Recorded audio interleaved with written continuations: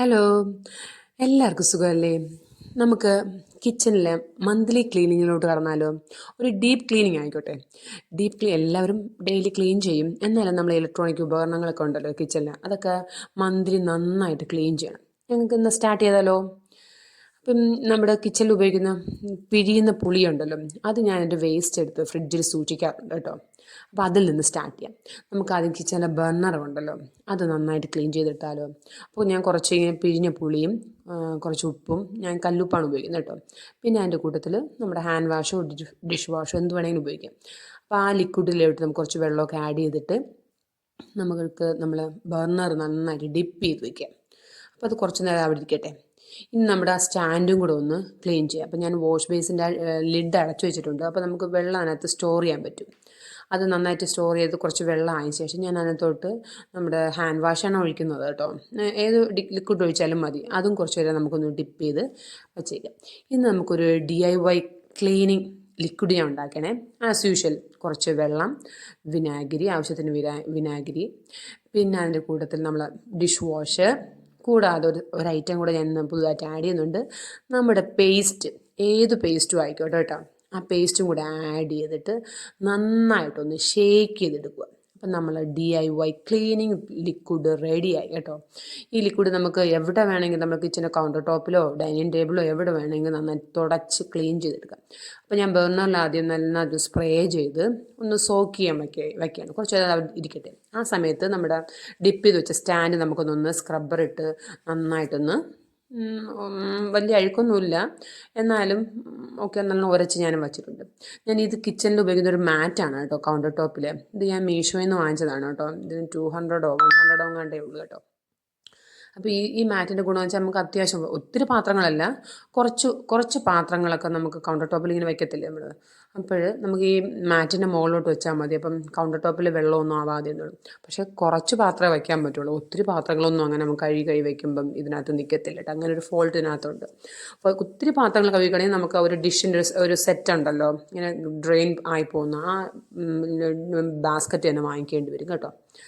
അപ്പോൾ ഈ സമയത്ത് തന്നെ എല്ലാം ക്ലീൻ ചെയ്ത് വെച്ചു. അപ്പം നമ്മുടെ സ്പ്രേ ചെയ്ത് വെച്ചിരുന്ന ബർണർ ഓക്കെ എല്ലാം സോക്കായിട്ടുണ്ട് കേട്ടോ. ഇനി നമുക്ക് ജസ്റ്റ് ഒന്നും വേണ്ട, നല്ല ക്ലീൻ ആയിട്ടുള്ള നല്ല സ്മൂത്ത് ക്ലോത്ത് എടുത്ത് ജസ്റ്റ് തുടച്ചെടുത്താൽ മതി. നമ്മുടെ ഗ്യാസിൻ്റെ ബർണർ നീറ്റ് ആൻഡ് ക്ലീൻ ആയിട്ടിരിക്കും കേട്ടോ, നല്ല ഷൈനി ആയിട്ടിരിക്കും. പിന്നെ ഒന്നാം ശ്രദ്ധിക്കേണ്ട ചിലരിങ്ങനെ ചായയുടെ കറയൊക്കെ ഇങ്ങനെ പറ്റി പിടിച്ചിരിക്കുമല്ലോ, അപ്പോൾ അത് പോകാൻ വേണ്ടി നമ്മളിങ്ങനെ സ്ക്രബ്ബർ ഇട്ട് ഉരസുന്നത് ഞാൻ സാധാരണ കണ്ടിട്ടുണ്ട്. അപ്പോൾ അതിൻ്റെ ആവശ്യം വരുന്നില്ല. കാരണം നമ്മൾ ഈ ലിക്വിഡ്, ഏത് ലിക്വിഡും ആവട്ടെ, അതിങ്ങനെ കുറച്ച് നേരം സ്പ്രേ ചെയ്ത് കുറച്ച് നേരം സോക്ക് ചെയ്യാൻ വേണ്ടി വെച്ചെന്നാൽ അത് ഓട്ടോമാറ്റിക് അതെല്ലാം ഇളകി വരും. നമുക്ക് നല്ലൊരു മൈക്രോ ഫൈബർ ക്ലോത്ത് വെച്ച് വൈപ്പ് ചെയ്തെടുത്ത് നല്ല നീറ്റ് ആൻഡ് ക്ലീൻ ആയിരിക്കും. അതിൻ്റെ കൂട്ടത്തിൽ തന്നെ നമുക്ക് ആ ടൈലും കൂടി ഒന്ന് ക്ലീൻ ചെയ്തേക്കാം. ഓക്കെ, ഇപ്പം നമ്മുടെ ബർണറെല്ലാം നല്ല നീറ്റ് ആൻഡ് ക്ലീനായി. ഞാൻ സ്റ്റാൻഡും എല്ലാം ഒന്ന് റീസെറ്റ് ആക്കിയിട്ടുണ്ട്. ഇപ്പോൾ ഓക്കെ, നമ്മുടെ ബർണർ നീറ്റ് ആൻഡ് ക്ലീൻ ആയിട്ടുണ്ട് കേട്ടോ. ഇനി നമുക്ക് ഞാൻ കിച്ചണിൽ ഉപയോഗിക്കുന്ന വേറൊരു ഇലക്ട്രിക് റൈസ് കുക്കറാണ് കേട്ടോ. ഇതിപ്പോൾ ഞാൻ വാങ്ങിച്ചിട്ട് ഒരു 4 വർഷമായി. ഇപ്പം പുതിയ ഒത്തിരി കുറച്ചുകൂടി ഫെസിലിറ്റീസ് ഉള്ള റൈസ് കുക്കറുണ്ട്. ഇത് നല്ലതാണോയെന്ന് ചോദിച്ചാൽ നല്ലതാണ് കേട്ടോ. ഞാനത് വല്ലപ്പോഴും ഒക്കെ ചോറൊക്കെ വയ്ക്കാറുള്ളൂ. പിന്നെ വെള്ളം തിളപ്പിക്കാറുണ്ട്, അതിനകത്ത് ഒക്കെ ചെയ്യാറുണ്ട്. അപ്പോൾ അത് ഞാൻ നന്നായിട്ടൊന്ന് വൈപ്പ് ചെയ്തിട്ടുണ്ട്. ഇതൊക്കെ വൈപ്പ് ചെയ്യുമ്പോൾ പ്രത്യേകം ശ്രദ്ധിക്കേണ്ടത് സ്ക്രബ്ബർ ഇട്ടൊന്നും ഒരിക്കലും വൈപ്പ് ചെയ്യില്ല, നല്ല സ്പഞ്ച് ഉപയോഗിച്ച് വൈപ്പ് ചെയ്യാവും. അപ്പോൾ ഇതിൻ്റെ അകത്തെല്ലാം ഞാൻ ക്ലീൻ ചെയ്തിട്ടുണ്ട്. ഇനി ഇതിൻ്റെ അകത്തും കൂടി ഞാൻ സ്പ്രേ ചെയ്തിട്ടുണ്ട്, അത് ഞാൻ കാണിച്ചില്ല. സ്പ്രേ ചെയ്തതിന് ശേഷം നന്നായിട്ട് തുണി വെച്ച് ഞാൻ തുടച്ചിഞ്ഞെടുത്തു.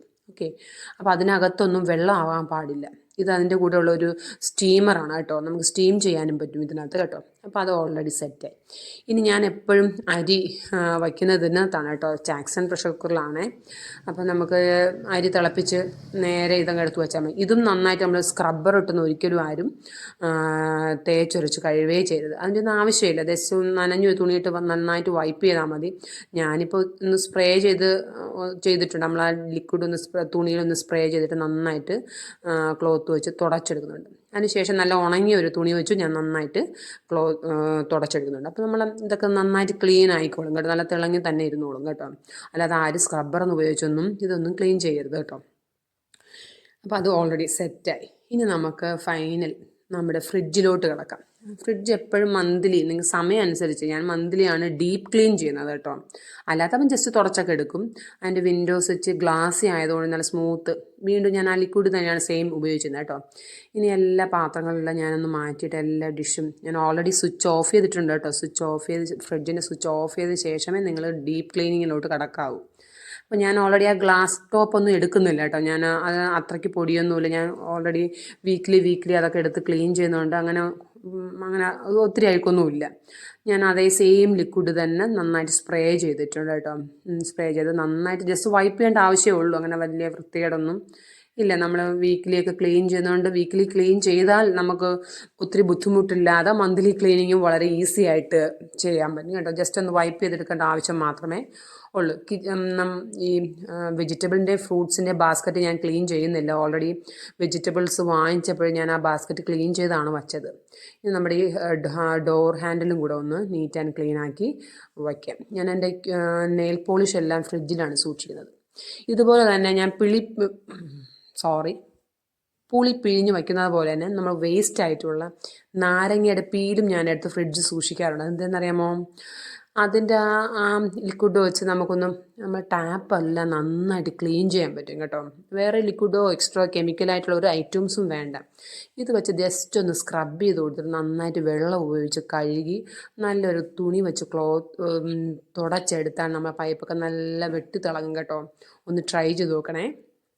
അപ്പം നമ്മുടെ ടാപ്പെല്ലാം ക്ലീൻ ആയിട്ടുണ്ടേ കേട്ടോ. ഇനി നമുക്ക് അതേ സെയിം നാരങ്ങയുടെ പീലിംഗ് വെച്ച് ഒരു ക്ലീനിങ് കൂടെ ഉണ്ട് ലാസ്റ്റ്. നമ്മുടെ വാഷ് ബേസിനും കൂടെ നമുക്കൊന്ന് ക്ലീൻ ചെയ്താലോ. എല്ലാം അഴുക്കുകളും എല്ലാം അതിനകത്തല്ലേ. അപ്പോൾ നമുക്ക് ഇപ്പോൾ ടാപ്പ് നല്ല ക്ലീൻ ആയിട്ടില്ലേ?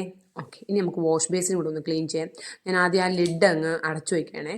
ഇനി ആ വേസ്റ്റ് ആയിട്ടുള്ള നാരങ്ങയുടെ പീൽ ഞാൻ ഇട്ട് കൊടുത്തിട്ടുണ്ട്. കുറച്ച് സോഡാപ്പൊടി പിന്നെ വിനാഗിരിയും കൂടെ ഒഴിച്ച് ഞാൻ കൊടുക്കുന്നുണ്ട്. ഇനി എന്നുള്ള വിനാഗിരിയും സോഡാപ്പൊടിയൊക്കെ ഉള്ളതുകൊണ്ട് ഒരു ചെറിയ റിയാക്ഷനും ഒരു സ്മെല്ലൊക്കെ വരും കേട്ടോ.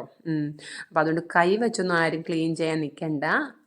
നല്ലൊരു ഹാൻഡിൽ ഉള്ള ഒരു ബ്രഷ് ഉപയോഗിച്ച് നന്നായിട്ട് അങ്ങോട്ട് സ്ക്രബ് ചെയ്ത് ക്ലീൻ ചെയ്താൽ മതിയാവും കേട്ടോ. അപ്പോൾ എനിക്കൊരു ചെറിയ ജലദോഷമൊക്കെ ഉണ്ട്. അപ്പോൾ അതിൻ്റെ ഇടയ്ക്ക് സൗണ്ടൊക്കെ ഇങ്ങനെ മാറുന്നുണ്ട് കേട്ടോ. ഓക്കെ, അപ്പോൾ നന്നായിട്ട് സ്ക്രബ് ചെയ്യുക കേട്ടോ.